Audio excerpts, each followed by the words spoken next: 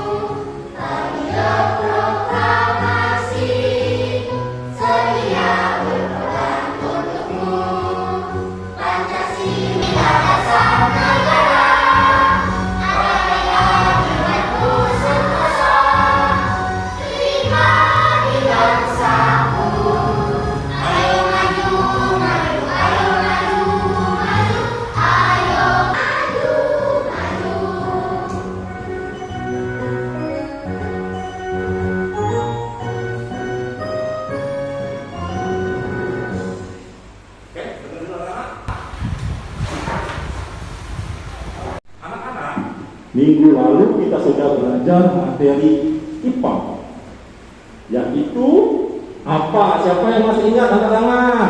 Oke, apa? Ekosistem. Oke, ekosistem.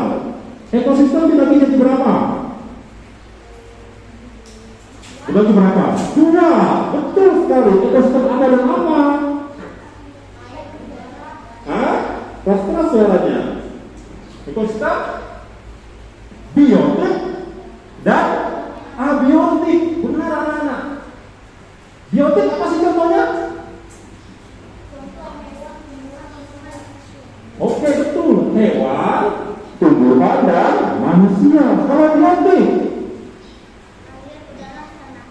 air, udara, dan oke, betul. Air, udara, dan tanah. Ya. Oke, Rana, terima kasih yang sudah menjawabnya. Good. Oke, lanjut. Nah, untuk kalian supaya lebih semangat lagi belajarnya, nah kita akan tepuk semangat biar lebih semangat. Tepuk semangat.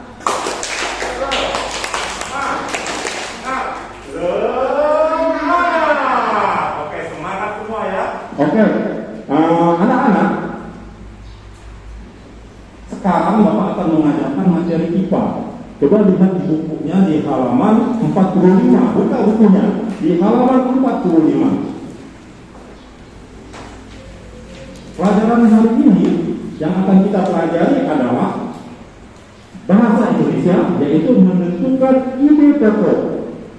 Menentukan ide pokok. Dan yang kedua adalah pelajaran IPA, hubungan antar makhluk hidup.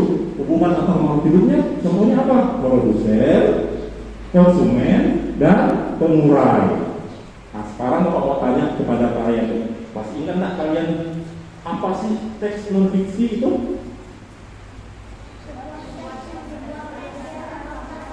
Oke, siapa yang tahu angkat tangan, terserah suaranya. Oke, ayo tadi angkat tangan, Elizabeth duluan nih. Oke, Elizabeth.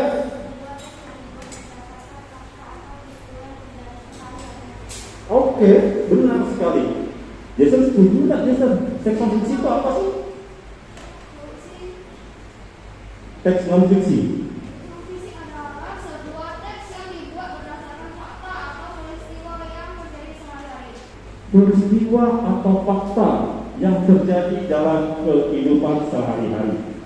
Anak-anak, sekarang Bapak mau tanya kepada kalian nih, contoh teks non fiksi itu apa sih? Contoh teks non fiksi apapun. Contoh teks non fiksi yang pernah kalian ketahui kan fakta atau kenyataan. Apa sih? Siapa bisa bantu jawab? Bapak akan memberikan contoh nih kepada kalian nih. Ini anak-anak, ini sebuah buku. Tulisannya apa nih? Dahlan Iskan. Dahlan Iskan itu seorang menteri, ya. Ini contohnya teks non fiksi. Faktanya seperti ini. Ini ada biografi dari Dahlan Iskan, ya. Bisa juga karya ilmiah, bisa juga teks bacaan. Nah, tapi sesuai dengan peristiwa atau kenyataan dalam kehidupan sehari-hari. Itu adalah teks non fiksi. Nah, sekarang anak-anak, Bapak akan memberikan bacaan kepada kalian, ya. Ini bacaannya seperti ini. Ini bacaan teks non fiksi, ya. Terdiri dari berapa paragraf? 3 paragraf. Nah, 3 paragraf. Benar sekali, 3 paragraf. Oke. Nah, sekarang Bapak ingin kalian membacakan setiap paragrafnya, ya. Oke. Dan harus menentukan ide pokoknya, ya. Ide pokoknya seperti apa? Bapak akan jelaskan dulu. Bapak akan jelaskan langkah-langkah membuat ide pokoknya. Kita lihat, ya.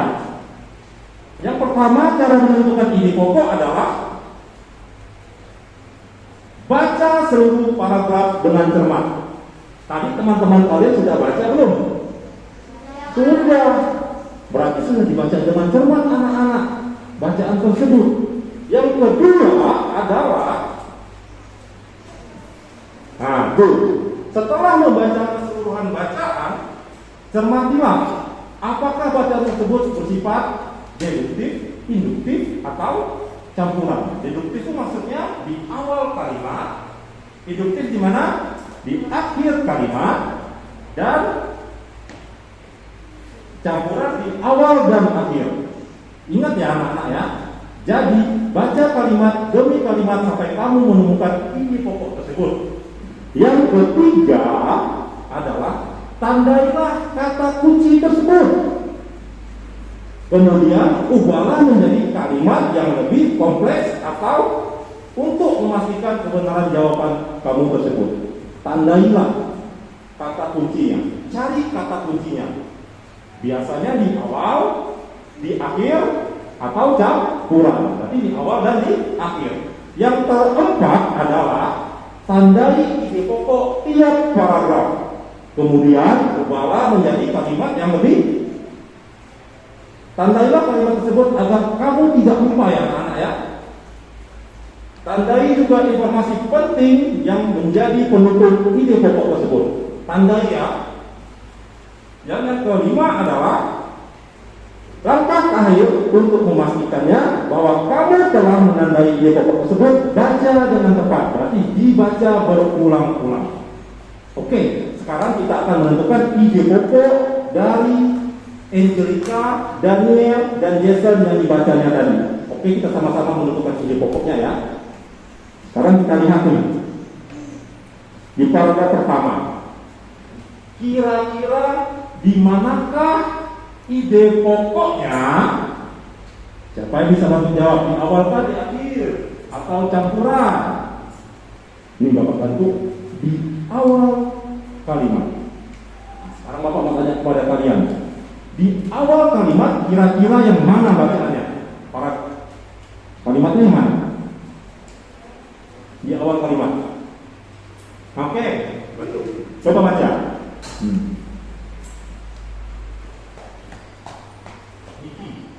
Ular mungkin setiap orang akan merasa takut saat bertemu dengan ular. Oke, terima kasih Niki. Niki bilang di awal kalimat ular mungkin setiap orang akan merasa takut saat bertemu dengan ular.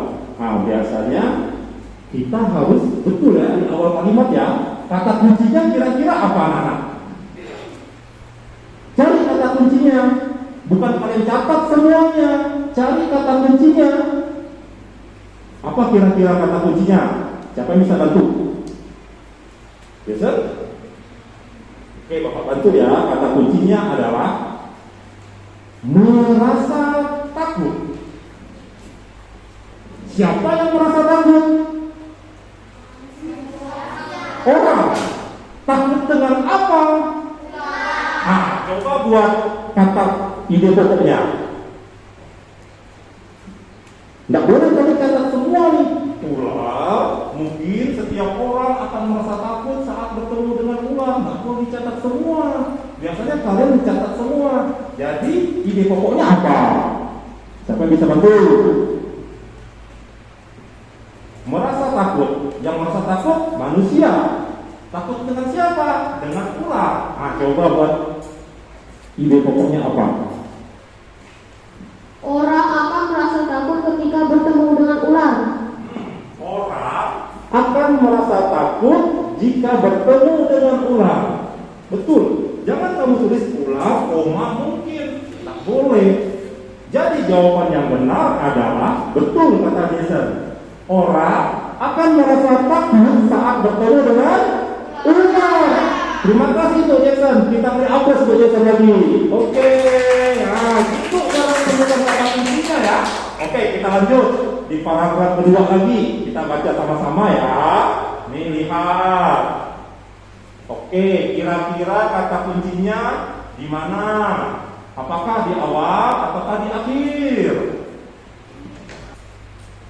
Cluenya, kata kuncinya hewan yang tergolong hewan nokturnal atau hewan yang berburu di malam hari. Itu dia. Jadi anak-anak ide pokoknya adalah bisa di malam hari, berburu di malam hari. Berarti cara hidup ular sawah, ya itu dia ide pokoknya. Oke, lanjut di paragraf ketiga. Nah, ini gampang nih. Kira-kira apa di awal apa di akhir? Afri? Di awal? Kalau di awal kira-kira apa kalimatnya? Coba dibaca.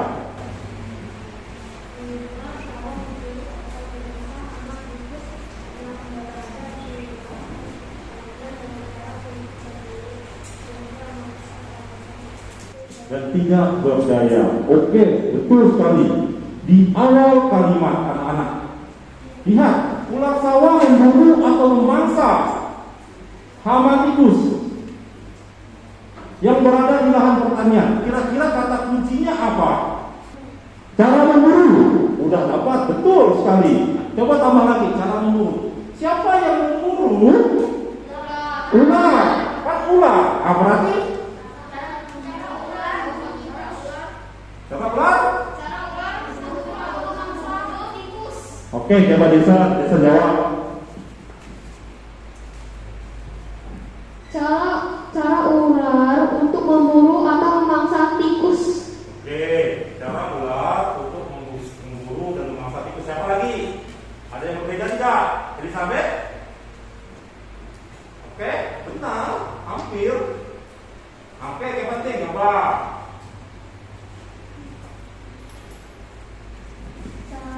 Cara ular sawah memburu atau menggigit dan melilit tikus. Oke, boleh. Kita sempitkan lagi kata kuncinya. Benar, cuman yang paling benar ini adalah lihat. Coba kata sama-sama, keras.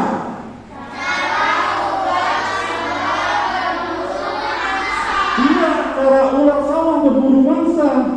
Hah? Jason sudah benar, Kevin King sudah benar, cuman kurang tepat. Ya, oke. Ada pertanyaan tidak, Nak? Hah? Berarti kalian harus bisa menemukan kata kunci tersebut ya. Oke. Nah, sekarang Bapak akan memberikan tugas kepada kalian secara berkelompok. Tugasnya apa? Menuliskan cerita berdasarkan peta pikiran, berdasarkan ide pokok yang diberikan. Petunjuknya, simaklah peta pikiran yang akan Bapak berikan ini. Buatlah cerita yang terdiri dari 4 paragraf. Setelah selesai, presentasikan hasil tulisanmu di depan kelas. Apabila kurang jelas, segera tanyakan kepada guru-guru kalian. Ya, pada Pak Guru terutama ya. Apa tugasnya? Ini dia. Nih, lihat. Ini peta pikirannya ya. Kalian harus membuat peta pikiran ide pokok ini menjadi apa tadi? Paragraf. Kira-kira judulnya apa sih? Kira-kira judulnya apa sih? Hah? Simbiosis. Betul. Simbiosis. Ya oke ya. Nanti Bapak kasih kertasnya dulu.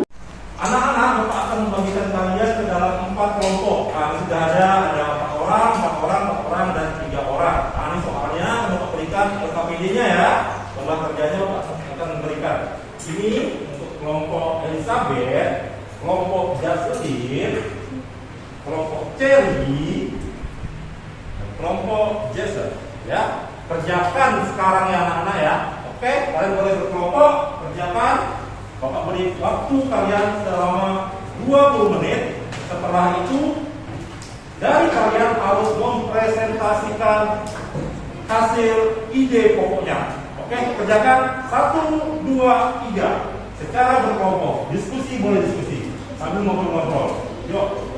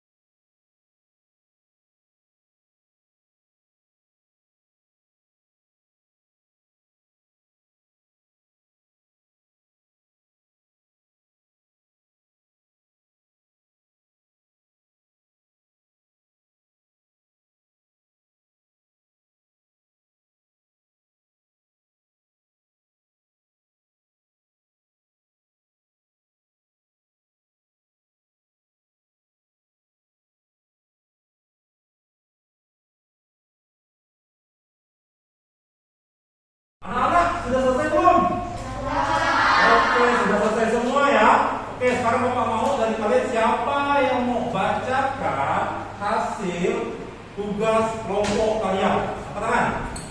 Oke, Jason. Jason bacakan, boleh Kak Juna? Simbolis termasuk hubungan yang terjadi antar dua makhluk hidup berbeda atau sebuah hubungan timbal balik di antara dua makhluk hidup yang berbeda. Ada 3 contoh simbolis, yaitu simbolis mutualisme, simbolis komensalisme, dan simbolis parastisme. Simbolis komensalisme adalah kedua makhluk hidup yang saling menguntungkan. Contoh, simbolis mutualisme adalah kupu-kupu dan bunga. Kupu-kupu menghisap nektar yang terdapat pada bunga, sedangkan timbal baliknya adalah bunga mendapat bantuan penyebukan dan gerakan kupu-kupu. Simbolis komensalisme adalah terjadi jika salah satu makhluk hidup mendapat keuntungan sedangkan makhluk hidup lainnya tidak diuntungkan atau dirugikan. Contoh simbolis komensalisme yang terkenal adalah interaksi antara ikan remora dan ikan hiu. Ikan kecil remora biasa berenang berdekatan dengan ikan hiu. Simbolis parastisme adalah terjadi jika salah satu makhluk hidup dirugikan.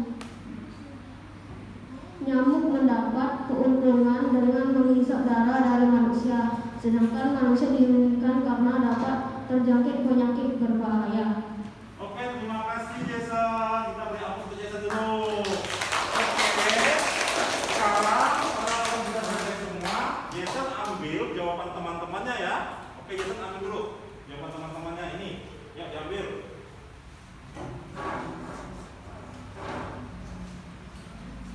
Ya, satu kelompok B, C, diambil. Oke.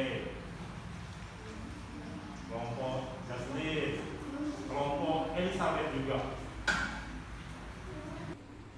Anak-anak, kalian sudah membaca bacaan dari teks non-fiksi yang sudah Bapak berikan tadi. Nah, sekarang Bapak akan memberikan video. Videonya apa? Hubungan antar makhluk hidup dalam ekosistem. Nah, nanti di video tersebut Bapak akan bertanya kepada kalian nih, ya. Kalian harus bisa menjelaskan apa maksud dari video yang Bapak berikan. Oke, kita sama-sama melihat videonya ya. Anak-anak, videonya sudah kita tonton ya. Sekarang Bapak ingin bertanya kepada kalian nih, ya. Siap untuk menjawab ya dari video tersebut. Pertanyaannya adalah, jelaskan 3 peran makhluk hidup di dalam rantai makanan. Siapa yang bisa bantu jawab? 3 peran. Ya, Jason lagi. Oke. Siri. Oke, Jason dulu. Oke, sebutkan Jason. Produsen makhluk hidup yang dapat membuat makanan sendiri. Tunggu dulu. Produsen adalah makhluk hidup yang dapat membuat makanan sendiri. Contohnya apa Jason tadi? Contohnya ada rumput, padi, jagung, dan tumbuhan hijau. Betul, rumput, padi, dan tumbuhan hijau. Lanjut Jason. Konsumen adalah makhluk hidup yang tidak dapat menghasilkan makanan sendiri. Makhluk hidup yang tidak dapat menghasilkan makanan sendiri. Betul sekali Jason. Apa lagi? Ketiga, pengurai adalah makhluk hidup yang mengurai sisa tubuh makhluk hidup lain yang dalam bakteri dan Betul sekali. Contohnya adalah bakteri dan jamur. Itu adalah 3 peran makhluk hidup: produsen, konsumen, dan pengurai. Ya, tapi di konsumen tersebut ada konsumen 1, konsumen 2, dan konsumen 3. Ya, nah, nanti kita akan pelajari lagi. Ya, oke. Bapak mau tanya lagi nih kepada kalian nih. Nah, sekarang kalian perhatikan nih gambar berikut ini. Ini adalah siklus rantai makanan. Lihat, ada produsen, ada konsumen 2, ada konsumen 3, dan pengurai. Nah, siapa yang bisa jelaskan bagaimana siklus pada rantai makanan berikut? Siapa? Tadi dah Jason. Cherry mau jawab? Oke, boleh Cherry. Pas soalnya nak ya.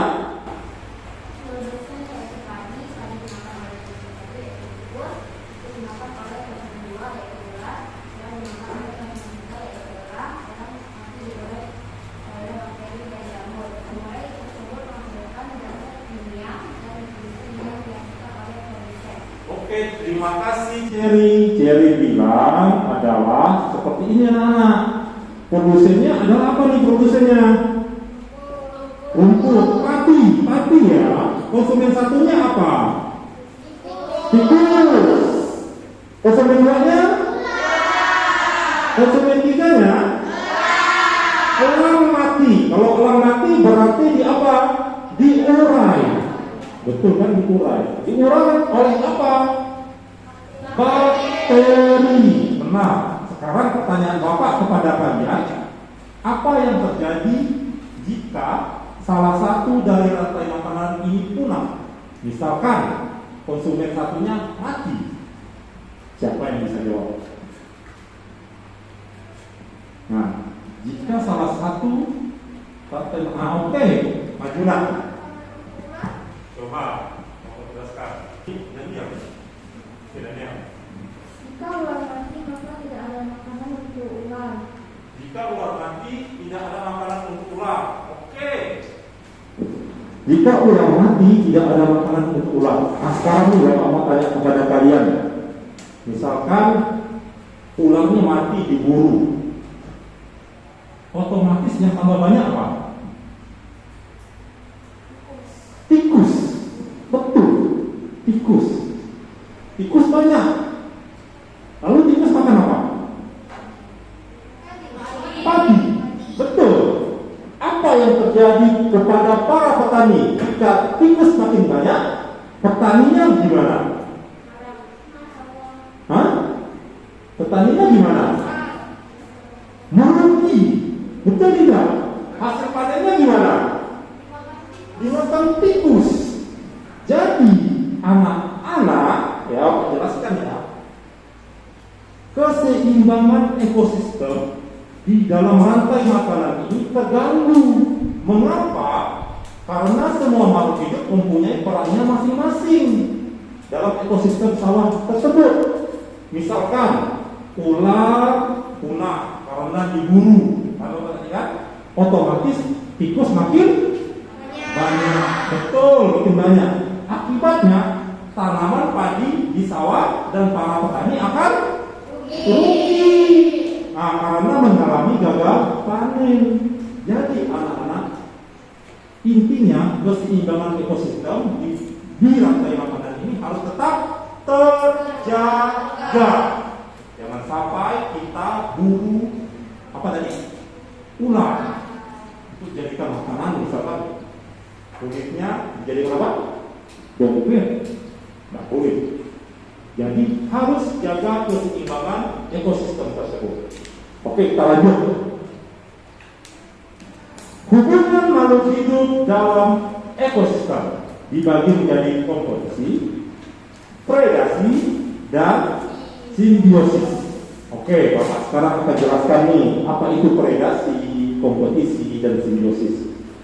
Kompetisi adalah persaingan antar dua atau lebih makhluk hidup untuk mendapatkan kebutuhan yang sama. Sedangkan predasi, hubungan antar pemangsa dan dimangsa. Nah, simbiosis dibagi menjadi 3: mutualisme, komensalisme, dan parasitisme. Kalau mutualisme dari apa? Yang satu untung, apa? Sama-sama untung, betul. Kalau parasitisme, satunya untung, satunya biasa saja. Betul nggak? Kalau yang ketiga, satu untung, satu rugi. Itu parasitisme. Itu dari video tadi sudah dijelaskan. Nah, sekarang Bapak mau tanya kepada kalian ini lagi nih, lanjut ya. Nah, ini kira-kira simbiosis apa? Siapa yang bisa menjawab?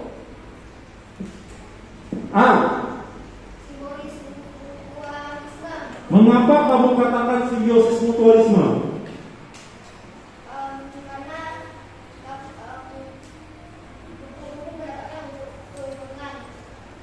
Karena kupu-kupu mendapatkan keuntungan. Karena kupu-kupu mendapat keuntungan. Coba jelaskan dulu, yuk baca dulu. Kok? Apa? Karena kupu-kupu mendapatkan keuntungan dan dari bunga juga mendapatkan nektar. Nah, bunganya gimana? Mengumpulkan Mengapa? Dapat? nektar. Dapat. Nah, kupu-kupu bisa nektar nih, betul nggak? Otomatis bunganya akan Melayu. mekar, bukan lagi. Ya, sama-sama untung. Kupu-kupu untung, bunganya dapat mekar. Oke, itu adalah simbiosis mutualisme. Nah, sekarang yang kedua. Ini simbiosis komensalisme. Mengapa dikatakan simbiosis komensalisme? Siapa yang bisa bantu jawab? Oke, Farel.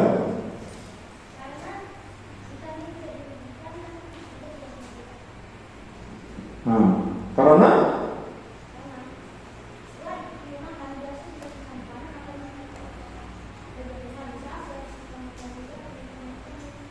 oh, oke.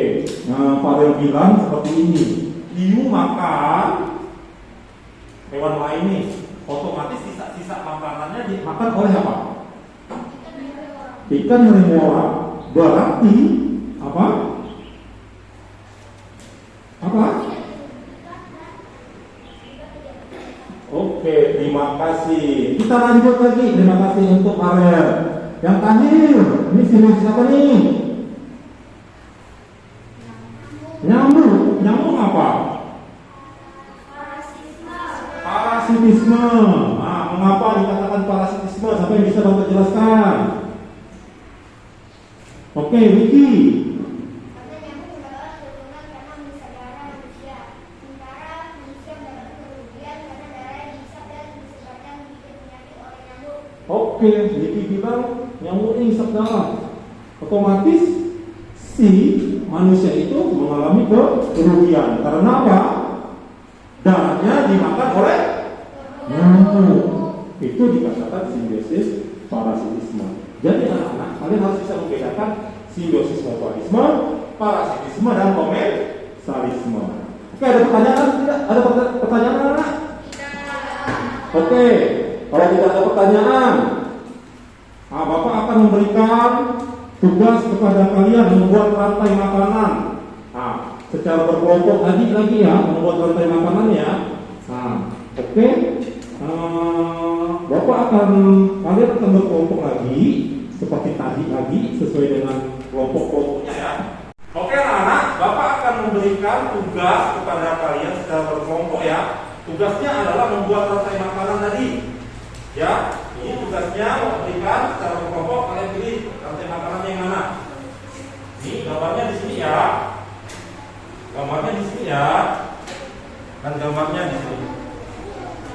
Oke, kerjakan mulai dari sekarang. Diskusikan semua. Oke?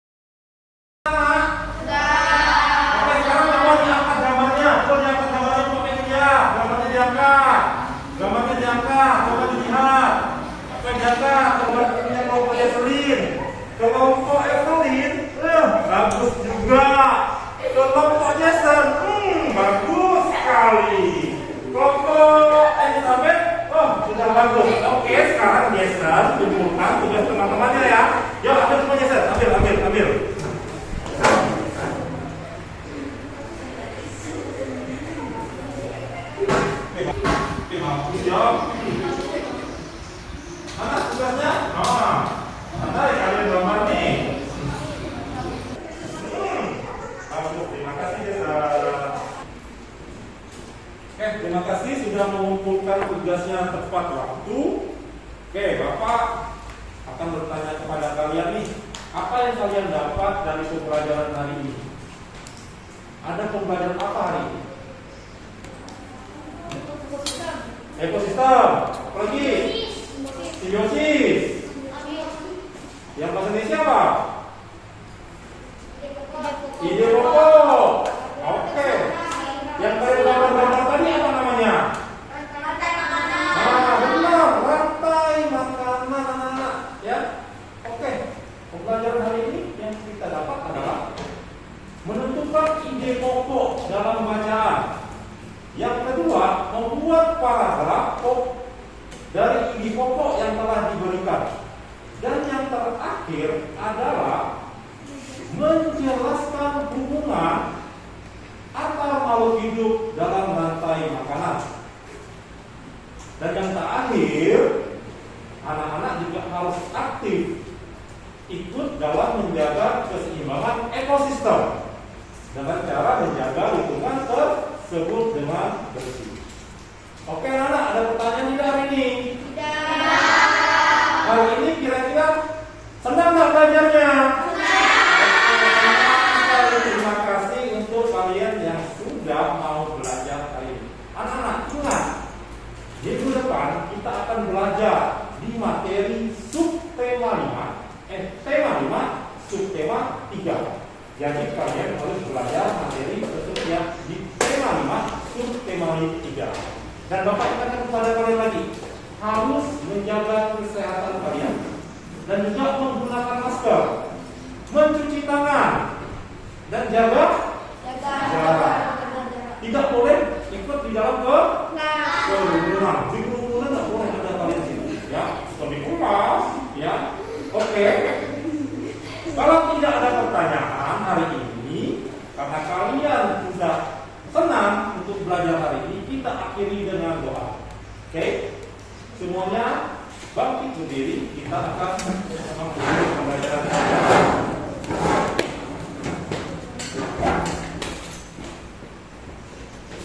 Oke. Menyanyikan lagu Bapa terima kasih dan doa Bapa kami. 1, 2, 3. Bapa terima kasih. Bapa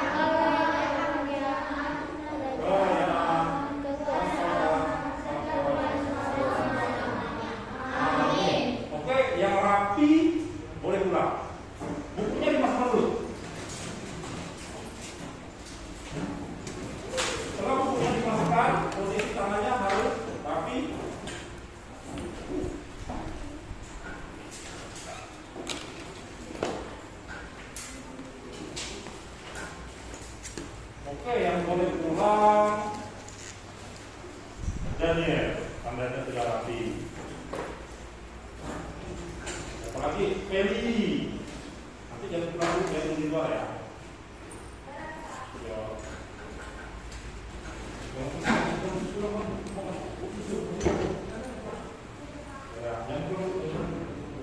Oke, bahas ini berkurang.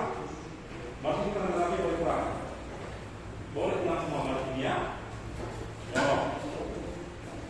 Bahas ini berkurang. Yang dulu. Ini juga berkurang.